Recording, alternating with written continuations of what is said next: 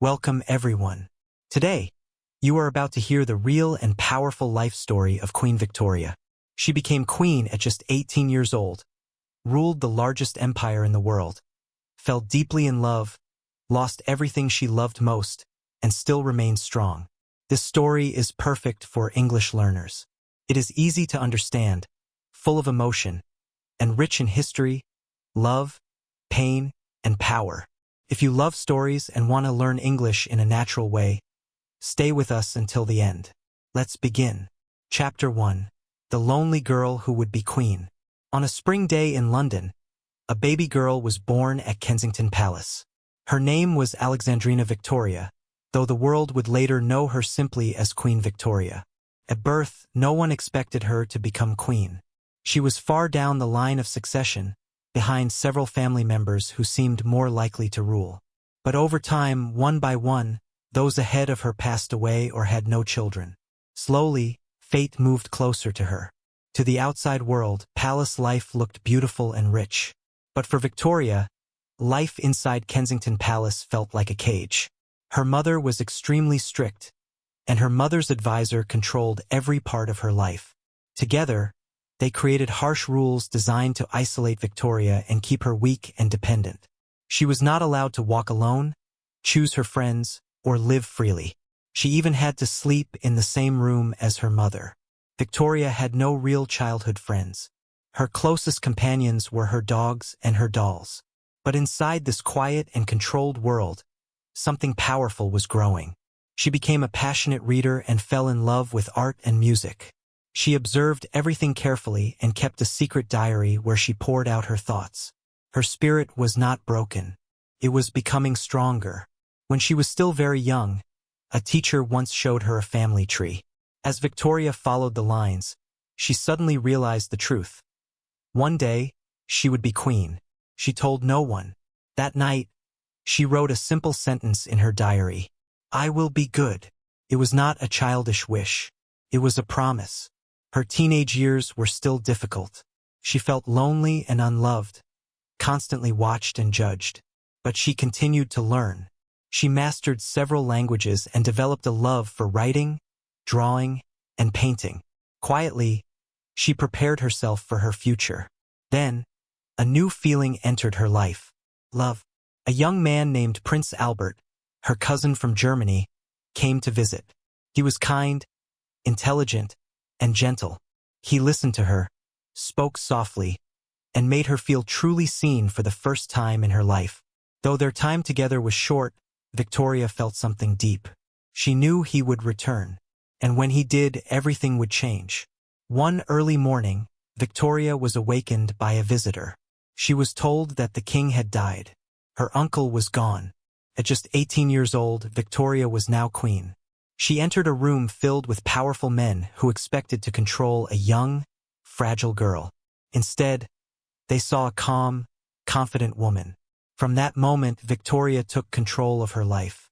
She left Kensington Palace, moved into Buckingham Palace, and removed the man who had controlled her childhood forever.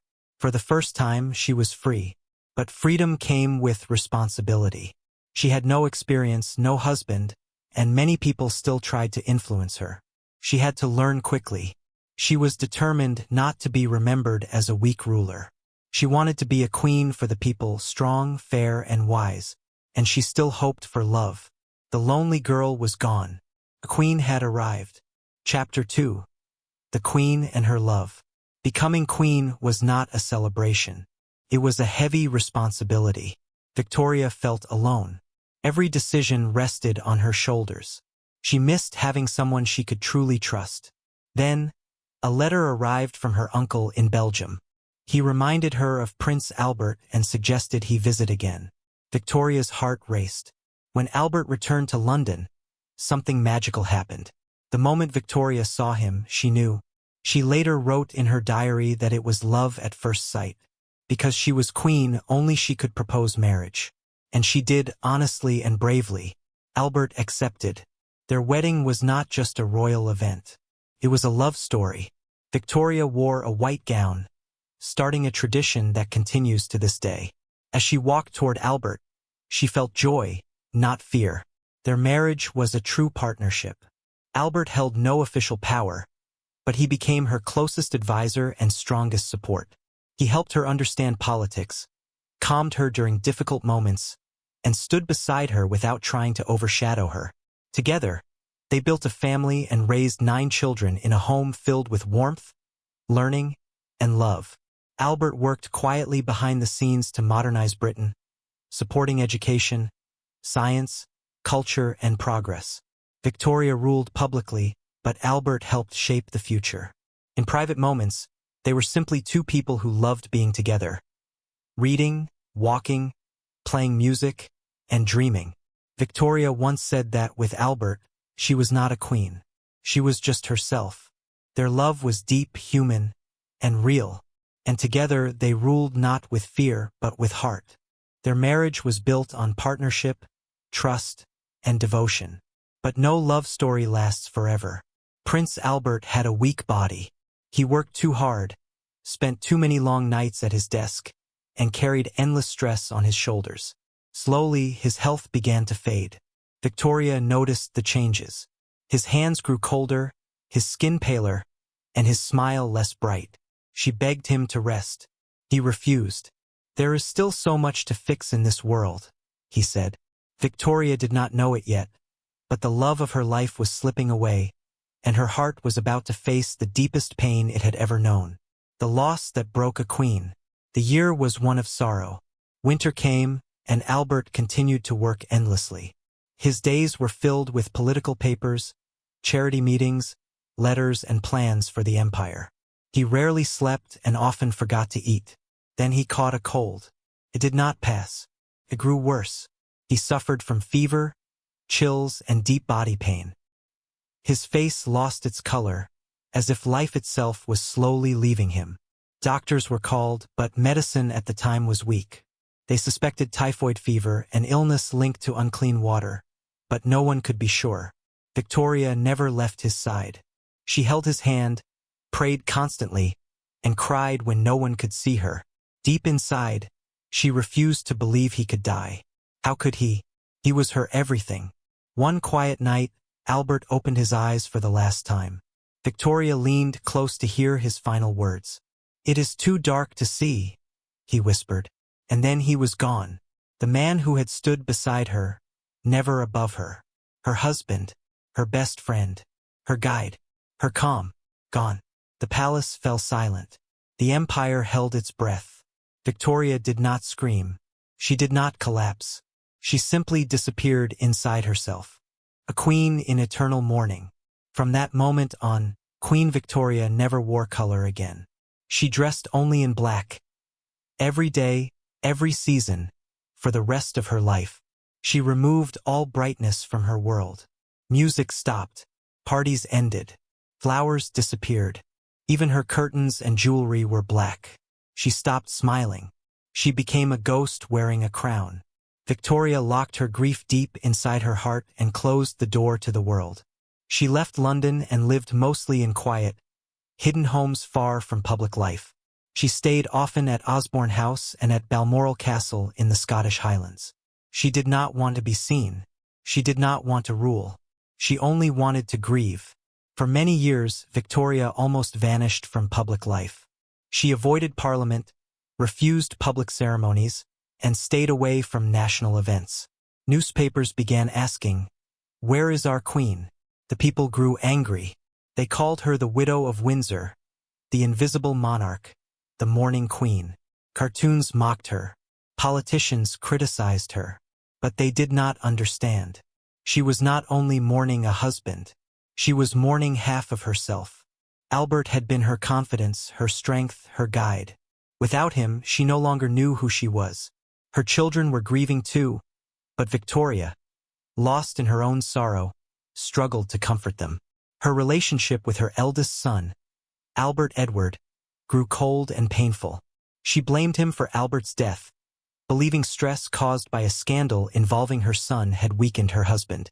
This belief created a deep distance between mother and son that lasted for decades. Love after loss.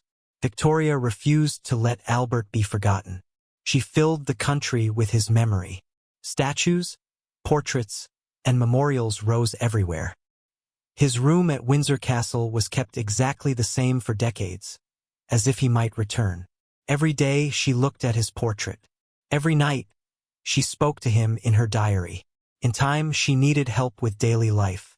A strong Scottish servant named John Brown was sent to assist her. He was loyal, protective, and honest. He treated her like a person, not just a queen.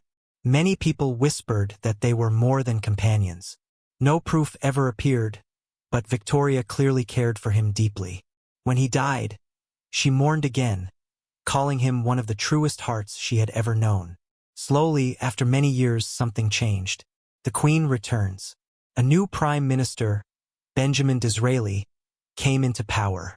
He respected Victoria and reminded her that the people still needed her.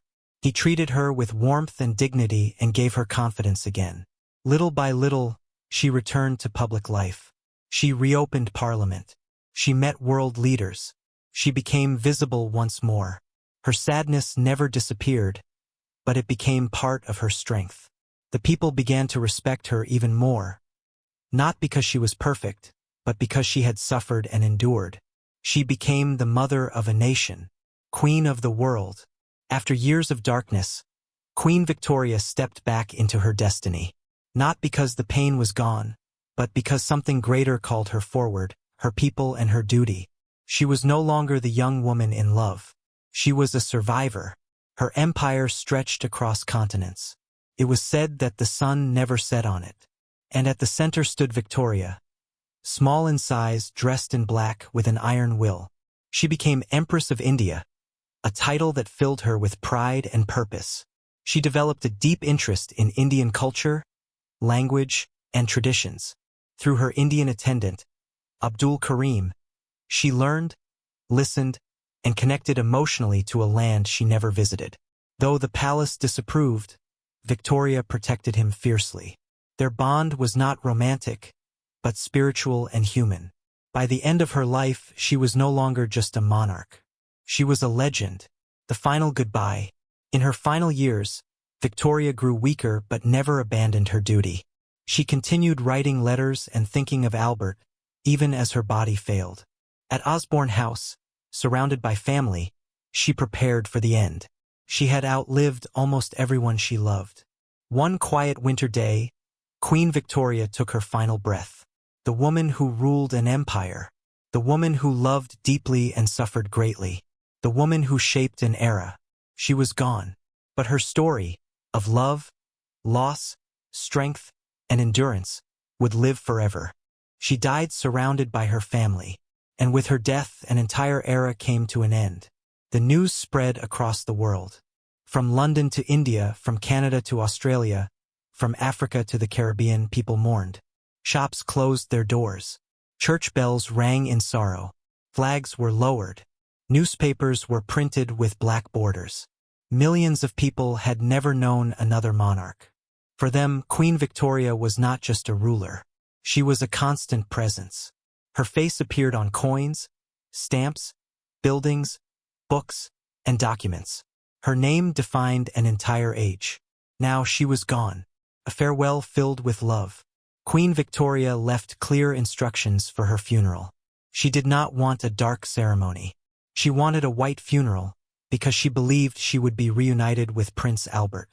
She asked that Albert's robe be placed beside her, a lock of his hair placed in her hand, and a picture of him laid close to her heart.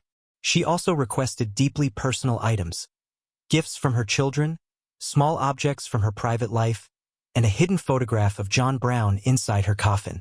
This was not the coffin of a queen. It was the memory box of a woman who had loved deeply. Her coffin was carried slowly and respectfully. Kings, queens, soldiers, and world leaders bowed in silence. The empire she had ruled stood still. After her death, her son became king under a new name.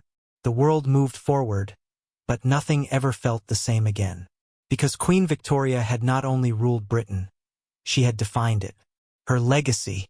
Queen Victoria's legacy is complex. She was not perfect. She lived during a time of empire, control, inequality, and strict traditions. But she left behind something powerful. She proved that a woman could rule a global empire. She showed that strength can exist alongside emotion. She ruled not through fear, but through endurance. She transformed mourning into dignity. She ruled longer than anyone expected. She loved deeper than most rulers ever dared. She suffered more than the world ever saw. And still she stood. What her life teaches us. Queen Victoria's life teaches us something important. You can be lonely and still be strong. You can be broken and still lead. You can lose everything and still continue. She did not begin as a powerful woman. She became one. Through pain, love, responsibility, and time. She did not chase greatness. Greatness grew around her. At the end of everything, she was not only a queen or an empress. She was a lonely child, a loving wife, a grieving widow, a strict mother, and a determined woman. Her crown was heavy. Her heart was heavier, and she carried both. 5 life lessons from Queen Victoria. First lesson. Where you start does not decide where you end. Victoria was never meant to be queen. She was a small, quiet girl raised under strict control. She was isolated, watched, and limited. People tried to keep her weak and silent. Yet destiny chose her.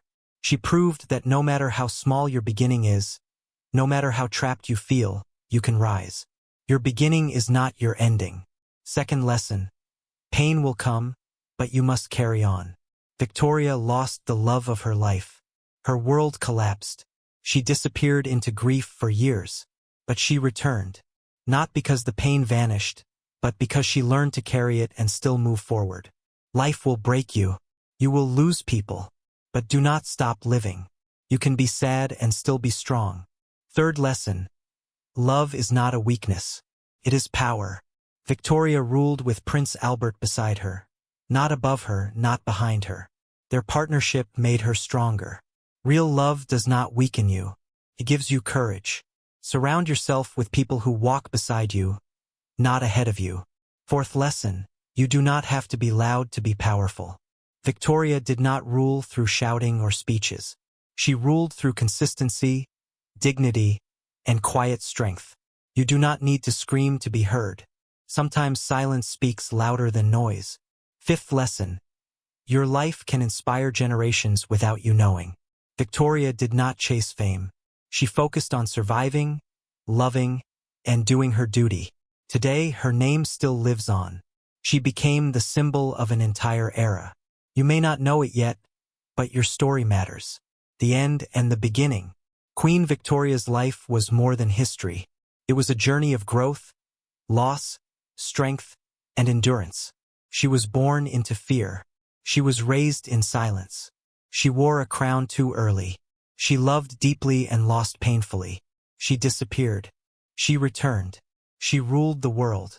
She led not because she was perfect, but because she was real. And if you ever feel too broken, too small, or too ordinary to do something great, remember her. Because she proved this truth. Even a lonely girl can become a queen. And even you can become unforgettable. Thank you for learning.